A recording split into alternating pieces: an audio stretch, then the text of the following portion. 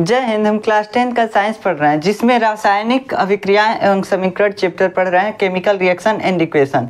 और आज इस चैप्टर का हम 8वां लेक्चर पढ़ेंगे। इसमें हम पढ़ेंगे अपघटन एवं वियोजन अभिक्रिया के बारे में। मतलब दोनों नाम एक ही है, बस इसका डेफिनेशन सेम ही होता है। वियोजन और अपघटन अभिक्रिया का दोनों एक ही का नाम है, ठीक।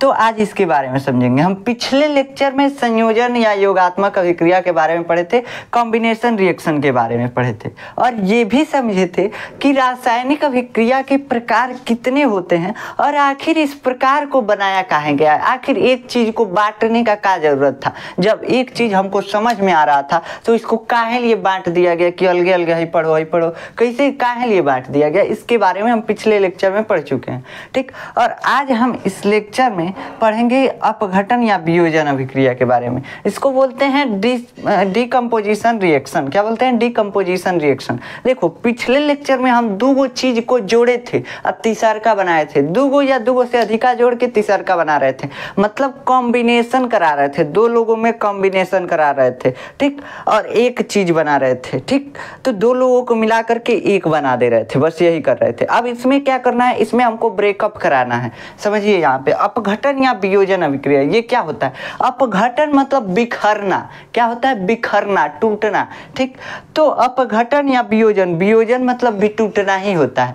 तो वियोजन या अपघटन अभिक्रिया, डिकम्पोजिशन रिएक्शन। डिकम्पोजिशन आपको कहीं से वर्ड मैच कर रहा है। डिकम्पोजिशन कहाँ बोला जाता है? जहाँ कहीं कोनो चीज गल रहा होता है, सड़ रहा होता है, उसके लिए बोला जाता है क्या हो रहा है? डिकम्पोजिशन इसका हो रहा है, ठीक। तो ये बोला जाता है। तो डिकम्पोजिशन मतलब कि वो खत्म हो रहा है, बिखर रहा है, ठीक। तो ये बिखरना शब्द के लिए हम बिखरने शब्द के लिए हम अपघटन, वियोजन या डिकम्पोजिशन का इस्तेमाल करते हैं। अब ये रिएक्शन क्या है? इसमें होता ये है कि कोई एगो पदार्थ रहेगा और उसमें विघटन हो जाएगा। विघटन मतलब टूट जाएगा। क्या हो जाएगा? टूट जाएगा। टूट के 3-4 गो में बन जाएगा, चाहे 2 गो, कम से कम 2 गो बनना चाहिए। एगो पदार्थ टूट के कम से कम 2 गो बनना चाहिए। उससे अधिक कितना हो बन सकता है? कम से कम 2 गो बनना चाहिए, ठीक। और एक ही पदार्थ टूटना चाहिए। तो इसको बोलते हैं अपघटन या वियोजन अभिक्रिया, डिकम्पोजिशन रिएक्शन। इसमें क्या करा है? ब्रेकअप करा है। 2 आदमी साथे रह रहे थे, बस ब्रेकअप करा दीजिए, आपका अपघटन अभिक्रिया या वियोजन अभिक्रिया हो जाएगा, ठीक। तो अपघटन या वियोजन अभिक्रिया क्या है? ब्रेकअप कराना ही समझ लीजिए कि अपघटन या वियोजन अभिक्रिया है। यहाँ पे देखिए, इसमें लिखा हुआ है इसका डेफिनेशन। ऐसी अभिक्रियाएं जिनमें एकल अभिकारक विघटित होकर 2 या 2 से अधिक उत्पाद में परिवर्तित हो जाते हैं, अपघटन या वियोजन अभिक्रिया कहलाता है। ऐसी अभिक्रियाएं जिनमें एकल अभिकारक, देखो यहाँ पे ध्यान दो, यहाँ पे एकल अभिकारक, एकल अभिकारक मतलब एक ही रहना चाहिए। कौन अभिकारक रहना चाहिए? एगो। देखो यहाँ पे कैल्शियम कार्बोनेट हम अभिकारक के रूप में लिया है। तो ये कैल्शियम कार्बोनेट एक ही है, एक ही चीज है, ठीक। ये नहीं कि कैल्शियम कार्बोनेट ले लें, फिर जल ले लें, चीनी ले लें, सबका अपघटन एक के बार कराएं, नहीं। अलग अलग एक चीज का अपघटन हम कराएंगे। एकल अभिकारक का एगो अभिकारक रहना चाहिए। जैसे हम किसी का ब्रेकअप करा रहे हैं तो एक ही, मतलब वो कॉम्बिनेशन होना चाहिए, एक ही कपल होना चाहिए, समझ रहे हैं? तो उसका हम ब्रेकअप कराएंगे तो उसी को बोलेंगे डिकम्पोजिशन रिएक्शन या अपघटन अभिक्रिया या वियोजन अभिक्रिया। समझ में आया? तो देखो, अभिकारक को रहना चाहिए? एगो। याद रखना, कितना अभिकारक? एगो। कौन रिएक्शन में? अपघटन या वियोजन या डिकम्पोजिशन रिएक्शन। तीनों नाम है, ठीक। 2 नाम हिंदी में, एगो इंग्लिश में। तो समझो, यहाँ पे एकल अभिकारक होना चाहिए, मतलब अभिकारक की तरफ केवल एक ही गो पदार्थ होना चाहिए।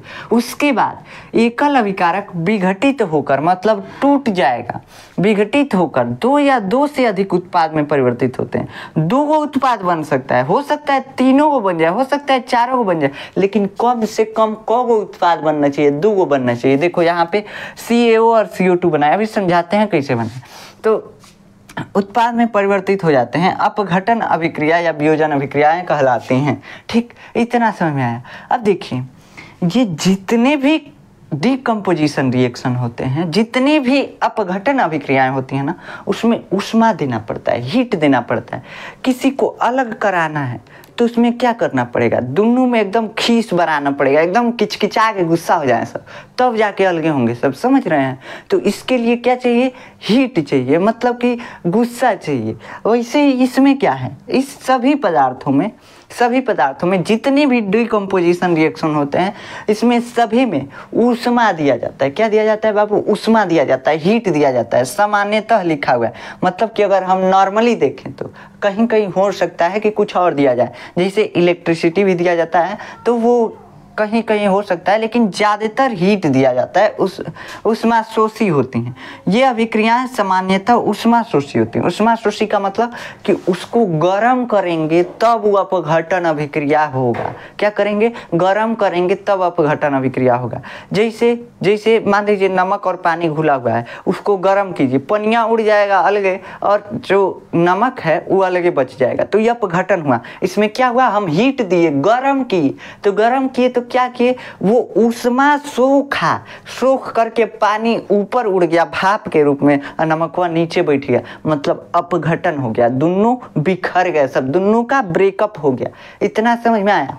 तो ये अपघटन या वियोजन अभिक्रिया क्या है, इसमें ऊष्माशोषी अभिक्रियाएं होती हैं ज़्यादातर। ठीक, देखिए हम इसमें कई ठे एग्जाम्पल लिए हैं। जैसे एग्जाम्पल में कैल्शियम कार्बोनेट, जिसको हम चूना पत्थर बोलते हैं, चूना पत्थर। ठीक, इस चूना पत्थर को क्या बोलते हैं, चूना पत्थर को हम जब गर्म करते हैं, क्या करते हैं बाबू, गर्म करते हैं। देखो यहाँ पे हीट लगा दो। जब हम गर्म करते हैं तो कैल्शियम ऑक्साइड यानी क्या बनता है,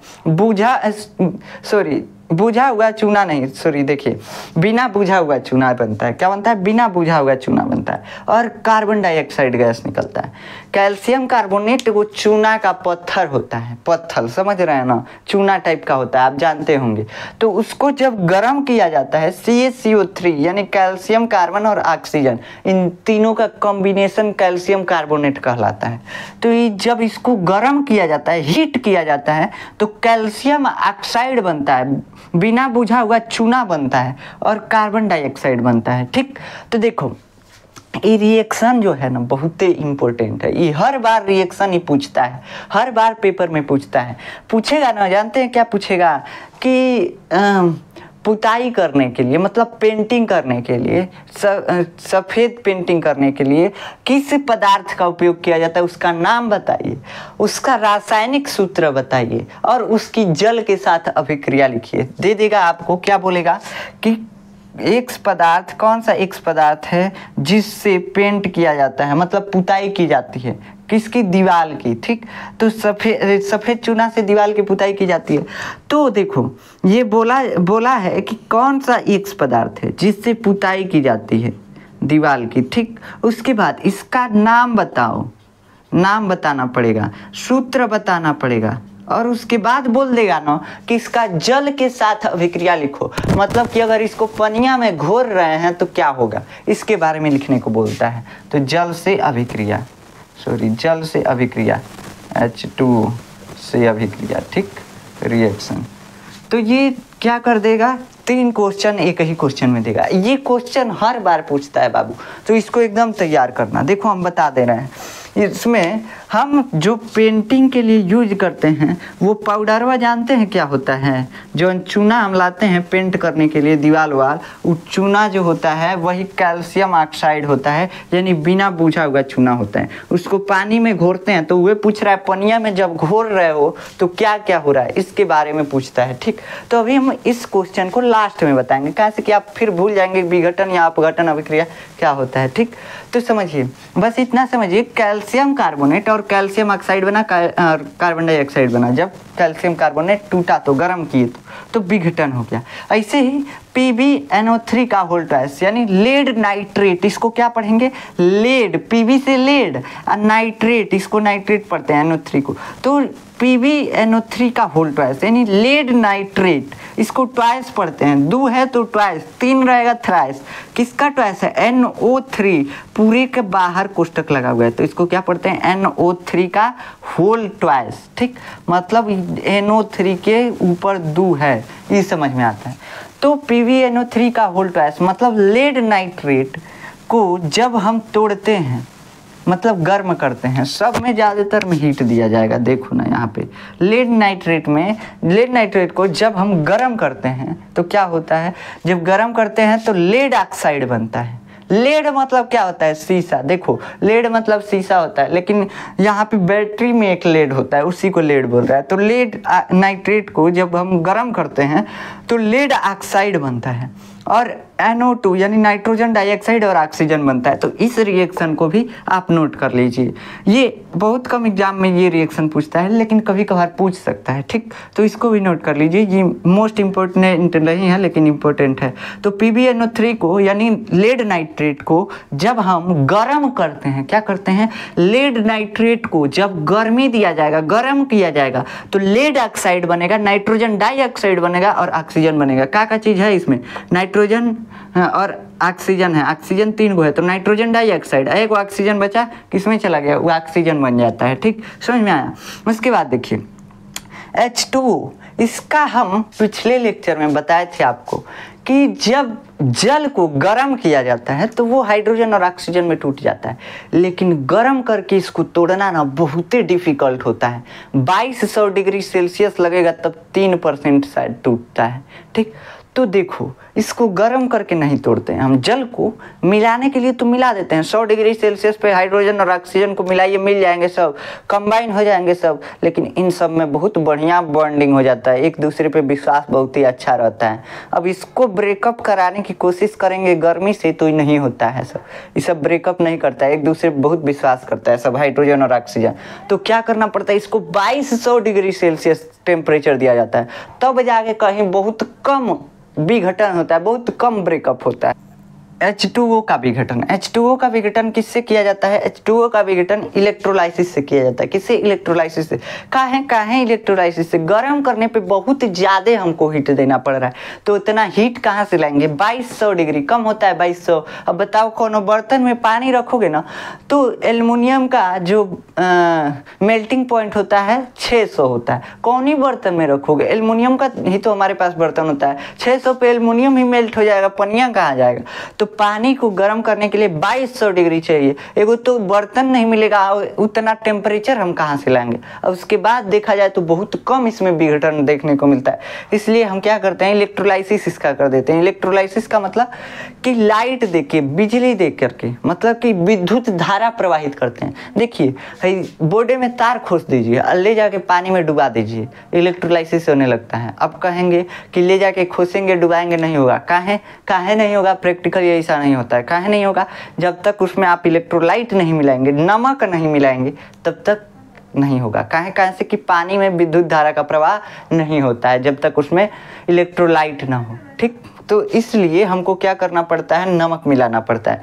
तो नमक मिला के ले जाके खोसिएगा अगर पानी में दोनों तार, तो क्या होगा, उसमें बुलबुले उठने लगेंगे। बुलबुला का चीज़ का, एगो पे ऑक्सीजन है, एगो पे हाइड्रोजन, दोनों निकलने लगेगा। जिस पे देखिएगा हाइड्रोजन ज़्यादा निकलेगा तो ज़्यादा गैस जिस पे बनेगा, जिस तार पे, वो क्या होगा, हाइड्रोजन है। जिस पे कम बनेगा वो ऑक्सीजन, ठीक।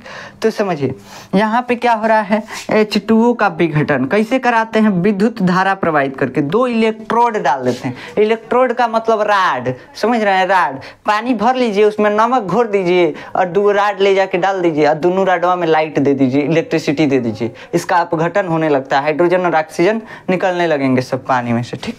अब ये सब प्रैक्टिकल करके मत देखिएगा, नहीं तो बहुत खतरनाक होता है ये एक्सपेरिमेंट, तो इसको प्रैक्टिकल नहीं कीजिएगा। तो ये विद्युत धारा से जल का अपघटन कराया जाता है, इसको गर्म करके नहीं कराया जाता है। काहे से कि इसमें बहुत ज़्यादा टेम्परेचर की जरूरत होती है। अब चौथा रिएक्शन, चौथा एग्जाम्पल हम देख लेते हैं। AgCl यानी कि सिल्वर क्लोराइड। क्या, सिल्वर क्लोराइड एक प्रकार का नमक टाइप का होता है। क्या है, एक प्रकार का नमक टाइप का है, जैसे सेला नमक वगैरह आता है, इसे ये वो नमक है सिल्वर क्लोराइड। इसमें क्या होता है, सिल्वर की मात्रा होती है, सिल्वर धातु की, और क्लोरीन गैस इसमें मिले होते हैं, दोनों का कॉम्बिनेशन होता है सिल्वर क्लोराइड, जो एक लवण है। समझ रहे हैं, लवण मतलब नमक के टाइप का। तो देखिए सिल्वर क्लोराइड जो होता है, जब इसको प्रकाश में रखा जाता है, क्या किया जाता है, जब सूर्य के प्रकाश में यानी घामा में रखेंगे तो क्या हो जाएगा, सिल्वर और क्लोरीन में अलग अलग टूट जाएगा, क्लोरीन गैस उड़ जाएगा, सिल्वर बच जाएगा। समझ रहे हैं। तो ये प्रकाश संवेदी होता है, मतलब प्रकाश को समझ सकता है अपने, मतलब जैसे हमारा आँख प्रकाश संवेदी होता है ना, वैसे ही जो है सिल्वर क्लोराइड जो है प्रकाश संवेदी होता है। ठीक, तो जब इसको घामे में रखेंगे क्या होगा, सिल्वर में टूट जाएगा, Ag में टूट जाएगा, सिल्वर मतलब चांदी, और क्लोरीन में टूट जाएगा तो क्लोरीन निकल जाएगा। तो ये हो गया आपका रिएक्शन सिल्वर क्लोराइड का। अब आगे हम 5वां रिएक्शन देखते हैं। देखिए इसमें समझ में नहीं आ रहा है, अलग अलग बस तोड़ देना है। किसकी उपस्थिति में टूटा है सिल्वर क्लोराइड, प्रकाश की उपस्थिति में, HNu यानी गामा में रखना है बस इसको। उसके बाद देखिए क्लोरीन गैस उड़ जाएगा, गैस है देखो, सिल्वर क्लोराइड है, इसमें से क्लोरीन क्या है, गैस है, गैस उड़ जाएगा जैसे घामे में रखेंगे तो, और सिल्वर बच जाएगा। 5वां देखिए, 5वां रिएक्शन है हाइड्रोजन पेरोक्साइड। ये क्या होता है, ये बहुत काम आता है, बहुत काम का चीज़ है हाइड्रोजन पेरोक्साइड। इससे घावों को साफ किया जाता है। जैसे घाव अगर आपके शरीर में बन जाएगा ना, कहीं खुदा उदा जाएगा, चाहे कट पिट जाएगा, तो उसको साफ करने के लिए हाइड्रोजन पेरोक्साइड गिराया जाता है। उसी को गिराया जाएगा ना तो बुलबुला उठेगा, एकदम बजबजा जाएगा, समझ रहे हैं। तो वही हाइड्रोजन पेरोक्साइड होता है, H2O2। क्या होता है, H2O2। इसका आपको अभी समझ में नहीं आ रहा होगा, ये संरचना देखिए हम समझा दे रहे हैं। ऑक्सीजन के साथ सिंगल बॉन्ड और हाइड्रोजन दोनों ऑक्सीजन से जुड़े रहते हैं। ये है हाइड्रोजन पेरोक्साइड का संरचना। ठीक ऐसे बना होता है। जिसको नहीं समझ में आ रहा है मत समझिए, कहाँ से कि अभी यहाँ पे हाइड्रोजन पेरोक्साइड का संरचना नहीं पढ़ना है। तो हाइड्रोजन पेरोक्साइड को जब गर्म किया जाता है, इसको भी प्रकाश दिया जाता है, हाइड्रोजन पेरोक्साइड को प्रकाश दिया जाता है। ठीक, तो जब इसको प्रकाश दिया जाता है, मतलब प्रकाश में रखेंगे, धूप में रखेंगे, तो ये क्या होता है, जल में टूट जाएगा और ऑक्सीजन में। देखो कैसे जल और ऑक्सीजन में टूटेगा। जब हाइड्रोजन पेरोक्साइड को घामे में रखेंगे ना, तो ऑक्सीजन गैस है, इसमें ऑक्सीजन निकल जाएगा, बस जल बच जाएगा, पानी बच जाएगा। तो देखिए ये क्या बन गया, ये बन गया जल और ये ऑक्सीजन उड़ गया। तो ये देखिए यहाँ पे क्या हो रहा है, हाइड्रोजन पेरोक्साइड का विघटन प्रकाश की उपस्थिति में हो रहा है, मतलब प्रकाश देना पड़ रहा है, तब जल में और ऑक्सीजन में निकल जा रहा है। इसको लाल कलर के डिब्बा में चाहे भूरा कलर के डिब्बा में बंद करके रखना पड़ता है। काहे से कि अगर घामा में तन को आया तुरंत ऑक्सीजन उड़ जाएगा, विघटन हो जाएगा इसका, तो खराब हो जाएगा। हाइड्रोजन पेरोक्साइड होता है। ठीक, तो इससे क्या होता है, घाव को साफ किया जाता है। जैसे कीड़ा उड़ा अगर किसी के शरीर में पड़ गए हों सब, तो आदमी के शरीर में तो नहीं पड़ते हैं, इसे गाय भैंस के शरीर में, तो उसमें क्या होता है, यही हाइड्रोजन पेरोक्साइड डाला जाता है, जिससे एकदम घाव साफ हो जाता है।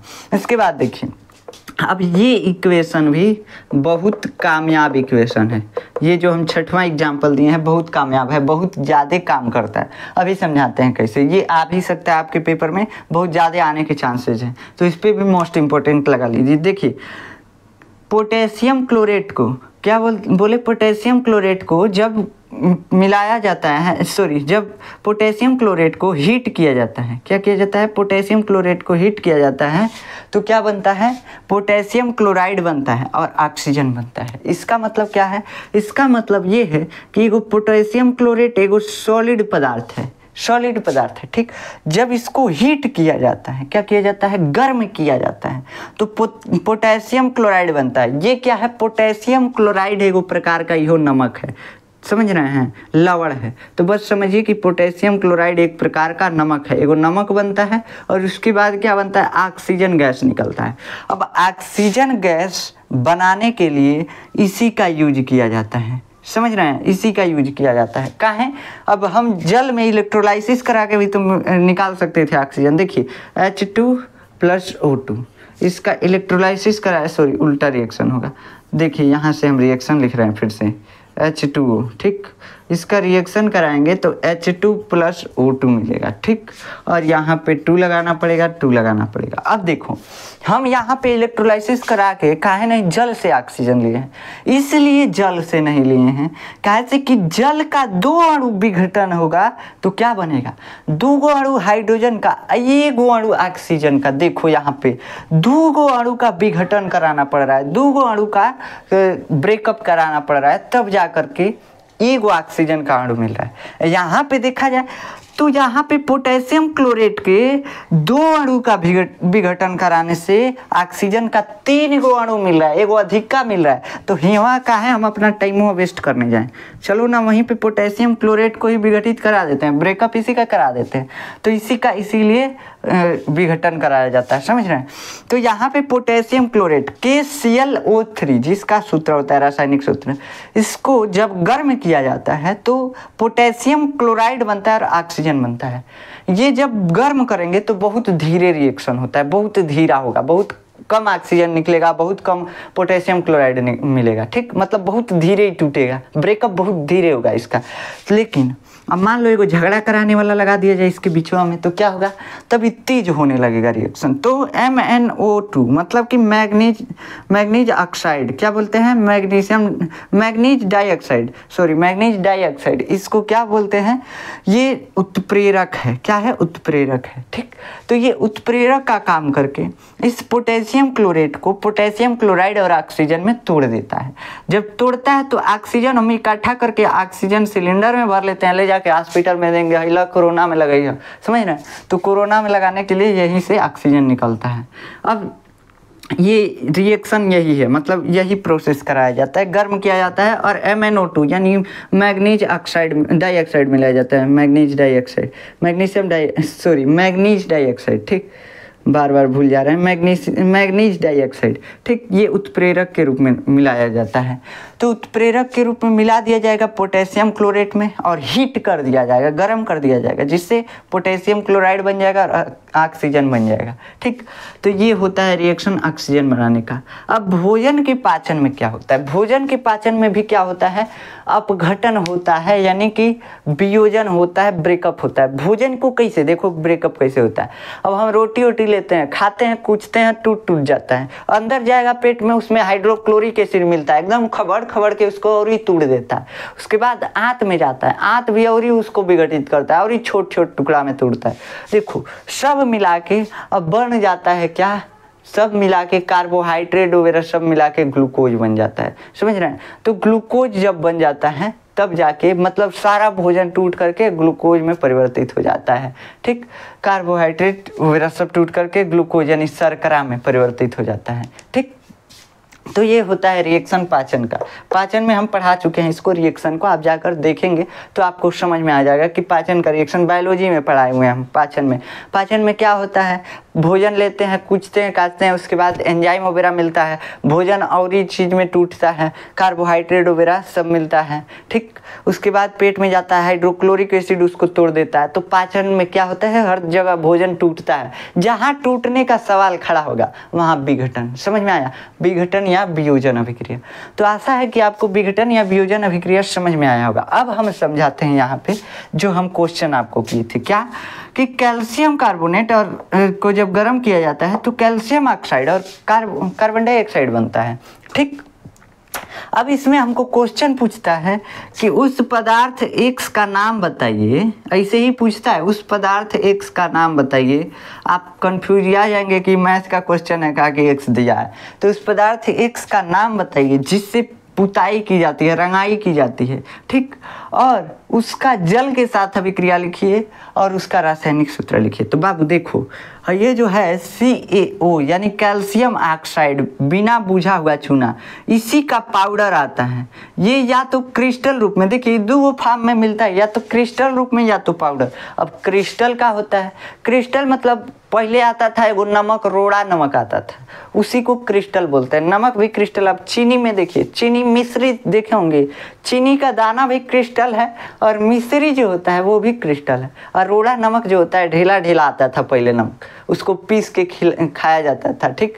तो वही होता है क्रिस्टल, नमक का मतलब बड़ा सा पत्थर, उसी को क्रिस्टल बोलते हैं। ऐसे कैल्शियम ऑक्साइड यानी बिना बुझा हुआ चूना वैसे ही क्रिस्टल के रूप में मिलता है। अब इसको पीस के पाउडर बनाया जाता है। जब पाउडर बन के हमारे घर आता है तो हम उसको पानी में घोर करके और क्या कर देते हैं, रंगाई कर देते हैं।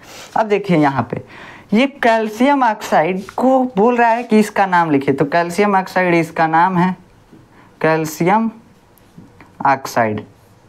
ऑक्साइड, ठीक। ऑक्साइड आप लिख लीजिएगा। और इसका रासायनिक सूत्र CaO आप जानते हैं। अब इसका जल के साथ अभिक्रिया, 2 क्वेश्चन तो हो गया। तीसरा क्वेश्चन क्या पूछ रहा है? तीसरा क्वेश्चन पूछता है कि इसका जल के साथ यानी पानी में घोरने पे इसका क्या होता है। देखो पानी में घोरने पे CaO प्लस H2O यानी जल, यही ना है जल का सूत्र। अब ये क्या होता है, जैसे पानी में घोलेंगे इसमें बन जाता है कैल्शियम हाइड्रोक्साइड CaOH का होल ट्वाइस। क्या बन जाता है? CaOH का होल ट्वाइस। ठीक, तो यहाँ पे देखिए क्या बना, जब यही रिएक्शन हमको लिखना पड़ता है, बस इसी का हो गया। जब कैल्शियम ऑक्साइड को जल के साथ अभिक्रिया कराई जाती है तो कैल्शियम हाइड्रोक्साइड बनता है। देखो हाइड्रोक्साइड, ये है हाइड्रोक्साइड। क्या है? हाइड्रोक्साइड है, जल को हाइड्रोक्साइड भी बोलते हैं। तो जब कैल्शियम ऑक्साइड को जल के साथ अभिक्रिया कराया जाता है तो कैल्शियम हाइड्रोक्साइड बनता है। ठीक, यही आपको रिएक्शन लिखना पड़ेगा। तो ये हो गया आपके क्वेश्चन का आंसर। अब हम आपको एक क्वेश्चन देते हैं कि जब मैग्नीशियम के रिबन को जलाया जाता है, अब हम इसको नेक्स्ट लेक्चर में बताएंगे। एक क्वेश्चन आप सोचिएगा कि कहाँ ऐसा किया जाता है। जब मैग्नीशियम यानी Mg धातु का रिबन समझ रहे हैं ना, वो पतला पट्टी ऐसे रिबन, ये मेटल है मैग्नीशियम धातु, इसको जब जलाया जाता है तो जलाने से पहले जानते हैं क्या किया जाता है? इसको एगो श्रेष्ठ कागज होता है जी, मूर्छा उर्चा छुड़ाया जाता है, उसी से रगड़ा जाता है, पहले रगड़ के साफ किया जाता है। अब ये बताना है आपको कि जलाने से पहले उसको साफ करने की जरूरत कहाँ है। यही आपका क्वेश्चन है कि मैग्नीशियम को जलाने से पहले कहाँ श्रेष्ठ कागज से रगड़ा जाता है, कहाँ उस पर मतलब उसकी सफाई की जाती है, इसी को बताना है। तो हम इस क्वेश्चन को नेक्स्ट लेक्चर में बताएंगे आपको। तो अगर आपको इसका नोट्स चाहिए तो आप जाकर देखेंगे डिस्क्रिप्शन में आपको नोट्स मिल जाएगा, PDF नोट्स का लिंक, आप जाकर वहाँ से नोट्स डाउनलोड कर सकते हैं। जो कन्फ्यूजन होगा बस वही नोट्स से देखिएगा। जैसे आप अपने मन से लिखना चाहें तो लिखें, ठीक, मतलब बोर्ड से भी ना लिखें कुछ भी, बस रिएक्शन आप चाहें तो लिख सकते हैं। अगर ये आपसे हो सकता है कि रिएक्शन भी अपने मन से लिख लें तो लिख लीजिएगा अपने मन से, ठीक। तो अगर आपको कन्फ्यूजन हो तभी नोट्स डाउनलोड कीजिएगा। मिलते हैं नेक्स्ट लेक्चर में। नेक्स्ट लेक्चर में हम विस्थापन अभिक्रिया के बारे में पढ़ेंगे। अगले लेक्चर में हम पढ़ेंगे, आप जानते हैं क्या, एक होता है क्रियात्मक समूह, उसके बारे में पढ़ेंगे। तो उसका ट्रिक भी हम बताएंगे याद करने के लिए। तो मिलते हैं नेक्स्ट लेक्चर में, तब तक के लिए जय हिंद।